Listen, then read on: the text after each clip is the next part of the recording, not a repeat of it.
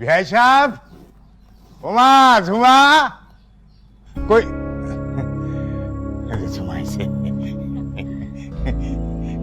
ওমা কেমন আছিস মা? ভালো আছি। এত চিল্লাচিল্লি করতেছো কেন? এটা সৈয়দ বাড়ি।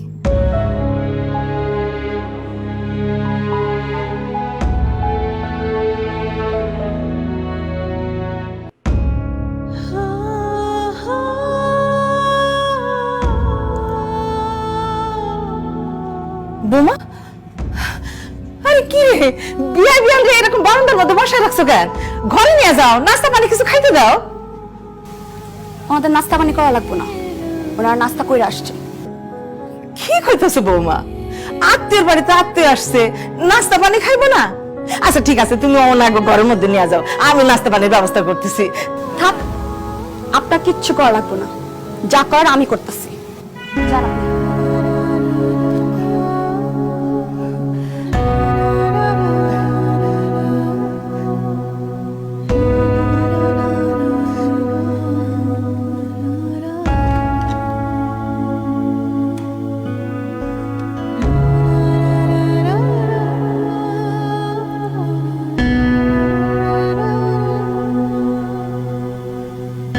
মারে, আমারে তুই ক্ষমা করে দিস মা। আমার উচিত ছিল খোঁজ খবর নিয়ে তোর বিয়েটা দেয়া। আসলে সব দোষ আমার। তোর আব্বা আমারে বলছিল, আমি তার কোনো কথাই শুনি নাই। একদম ফালতু কথা বলেন না। এখন এই প্যাচার পড়া লাভ আছে? আমার কপাল তো পুড়ছেই। এই বুড়া বুড়ির চরম শিক্ষা না দিয়া এই বাড়ি আমি ছাড়বো না। বাটপাড়ির সার আমি মিটাই ছাড়বো।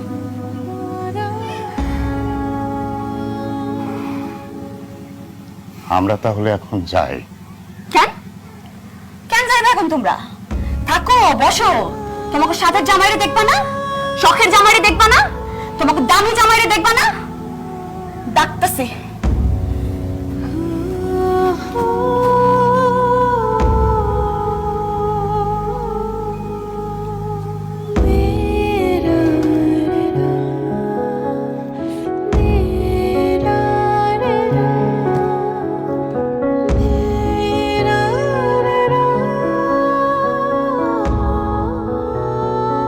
হ্যালো বউ, কই তুমি?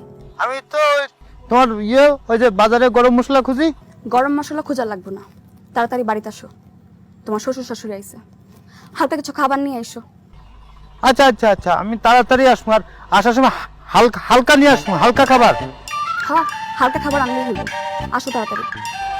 আচ্ছা আচ্ছা, আমি আনতেছি, হালকা খাবার নিয়ে আইতেছি। হ্যাঁ, হালকা খাবার, হালকা খাওন, হালকা হালকা।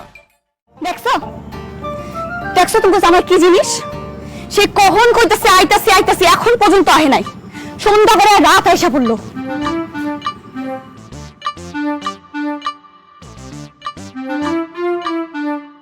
শোন মা, আমরা আইছি শুনে জামাই লজ্জা পাইছে, সেই কারণে বাড়িতে আইতেছে না।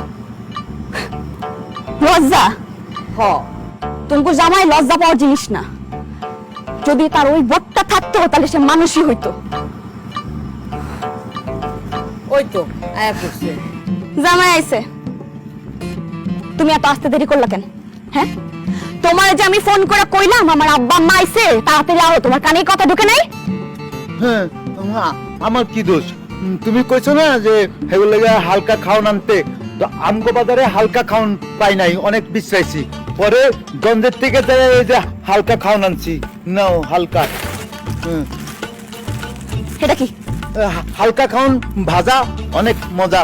আমি খাইছি, মানুষও খাইয়া কইছে এটা মজা আছে, হালকা ভাজা। এখন এই খাওন কেন আব্বা আম্মারে খাইতে দিব? হুম,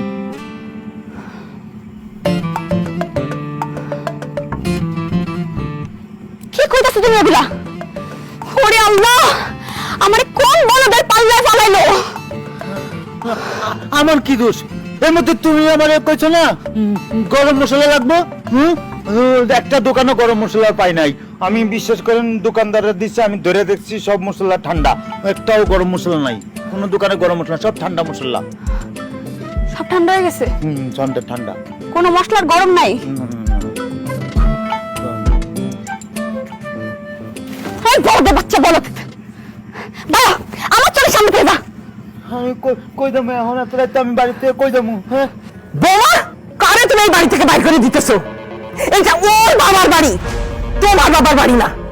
আমার বাপের বাড়ি হলে সবগুলো ঘাট ধাক্কা দিয়ে বের করে দিতাম। খবরদার, খুব বেশি বাড়াবাড়ি হইতেছে কিন্তু বাবা।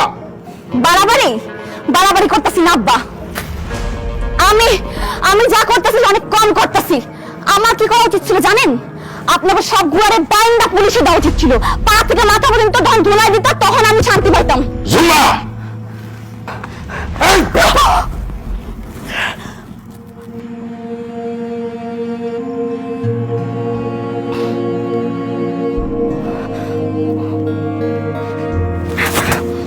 তোমরা সবগুলো আমার জীবনটা নষ্ট করে দিছো, সবগুলা।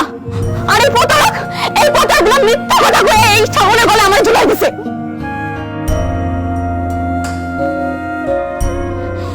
বন্ধু, বন্ধু তুমি না আমার বন্ধু, এত রাগ করতেছে কেন? বন্ধু কিসের বন্ধু? আমার ধরে তুই তোর জন্য তো ঝামেলা না, তোর জন্য তো ঝামেলা। তুই মরস না কেন? যা মরতে, মরতে পারস না।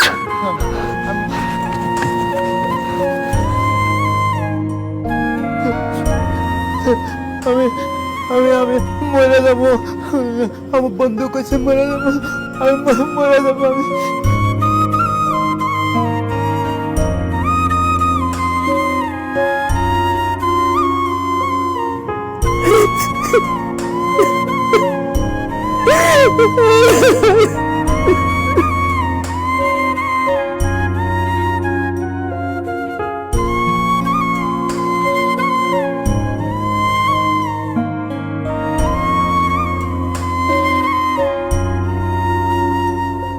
মারে,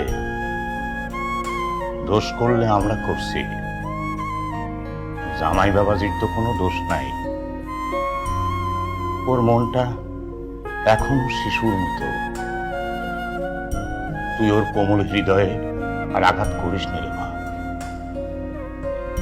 তখন থেকে জামাই একা একা বসে আছে, কারোর সাথে কথাও করছে না। আসলে সহজ সরল মানুষ তো, রাগটা একটু বেশি।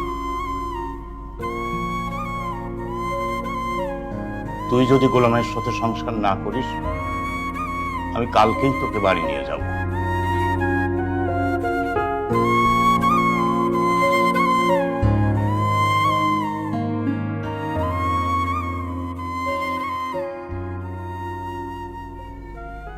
ঠিক আছে, সকালেই নিয়ে যাব।